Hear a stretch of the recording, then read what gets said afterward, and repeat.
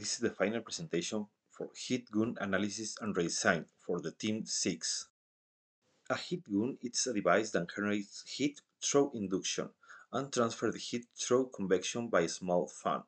The flow of air is directed through a metal tube with electrical resistors inside, heating the air and allowing for a precise directed heating to a desired area.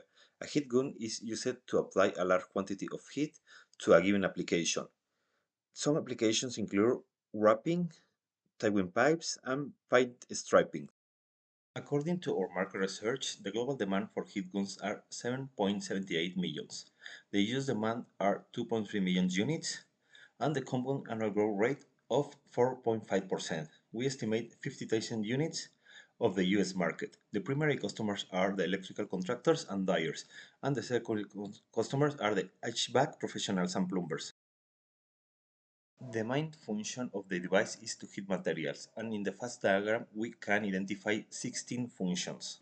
In the function component mapping matrix, we can see how the 21 components of the heat gun interacting with the 16 functions.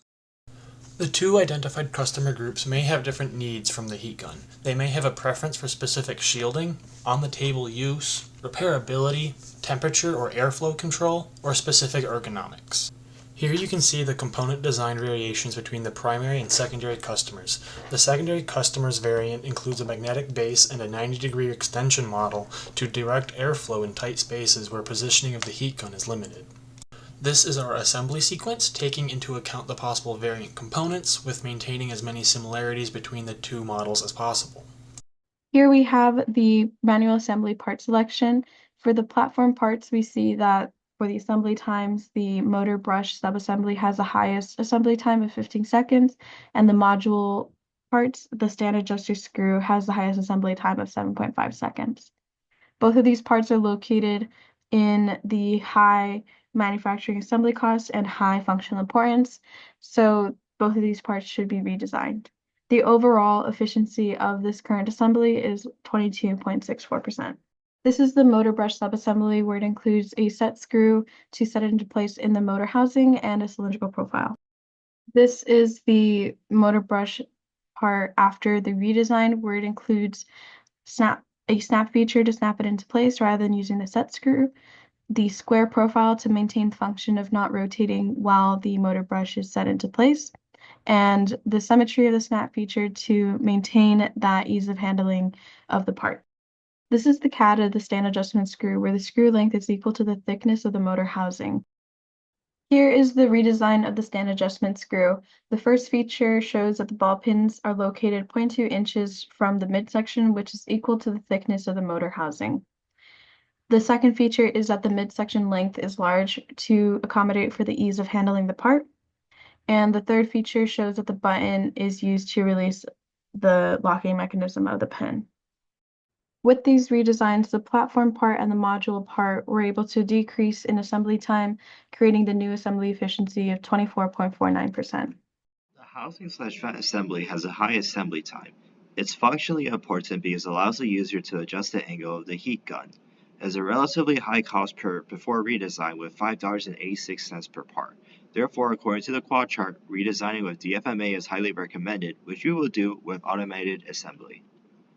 So on the left-hand side is before redesign, and on the right-hand side is after. We combine two components together to become a singular part to reduce complexity.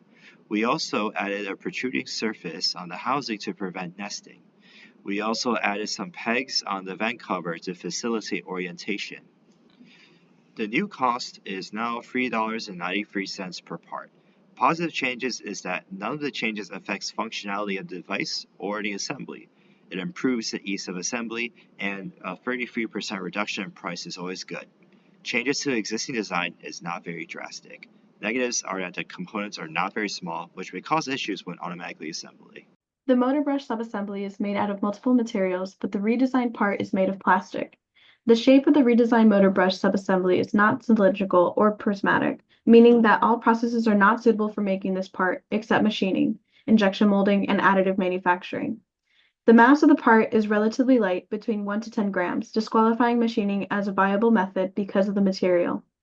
Its mass, general section thickness of 1 to 10 millimeters, and tolerance requirements of approximately 1 millimeter are all requirements that additive manufacturing is able to achieve, but surface requirements of approximately 1 micrometer and manufacturing on the order of 10 to the 5th parts annually is not physically or fiscally feasible for this method. Therefore, injection molding is the most viable manufacturing method for the product's needs. The cost of manufacturing the injection molded motor brush subassembly was estimated with the analytical method to be $0.622 per part with an assumed 1-year payback. DfM Pro identified several areas for improvement, which were the draft angles, undercut angles, and non-uniform thickness. After redesign, a draft angle of 1.5 degrees was implemented as DFIM Rule 3 suggests. Additionally, the outer flange was removed to eliminate wall thickness variation, and the remainder of the part was modified such that a uniform 0.78 millimeter wall thickness was obtained throughout, as the DFIM Rule 2 suggests. Finally, the edges were modified to eliminate the sharp corners, as DFIM Rule 4 suggests. The number of snaps were reduced to 1, allowing for 1 side pull per cavity, allowing for a multiple cavity mold to be implemented.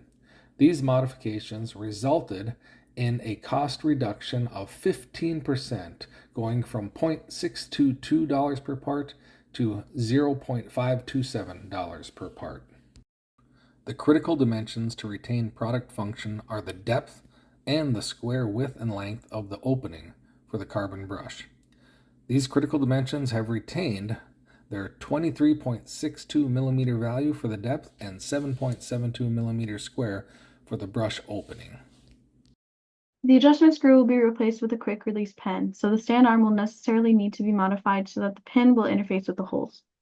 Since the quick release pin is a common enough off-the-shelf part, the stand arm is the main focus of manufacturing in this case. The stand arm is made from aluminum and has a shape that can be made by folding a sheet of aluminum.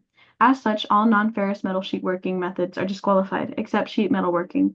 Sheet metal working is able to conform to all the parts requirements. It will be 100 to 1,000 grams in mass, have a section thickness of not more than 19.05 millimeters, requires a dimensional tolerance of approximately 1 millimeter, a surface roughness of about 1 micrometer, and an economic batch size of 75,000 units. The cost to manufacture is $1.39 per part. In terms of critical dimensions, it has a 1.27 millimeter thickness throughout with a dimensional tolerance of 1 millimeter. It also has a large bend radius at the top of 1.60 inches and at the bottom of 0.315 inches. After redesign, the cost of manufacture is 40 cents per part. So the first changes was to reduce the sharpness of the bends as well as add some distance between holes and bends. We also changed the process from blanking to cutoff, which means that the fillets are removed. The critical dimensions are that the bottom bends are both 0.12 inches. In projections, analytically, I found that before and after would be $1.39 to 40 cents, meanwhile Excel found that it would be 14 cents to 7 cents. This discrepancy could be because Excel has the numbers from 50 to 600. Meanwhile, the whole set is 75,000, which means that the line of best fit could be exaggerated as we get to 75,000. We also plan to offer services along with our product. One of these services is an end-of-life trade-in. This will allow customers to return the product back to the company for proper disposal and recycling, and will also receive some minor compensation. Another service would be renting.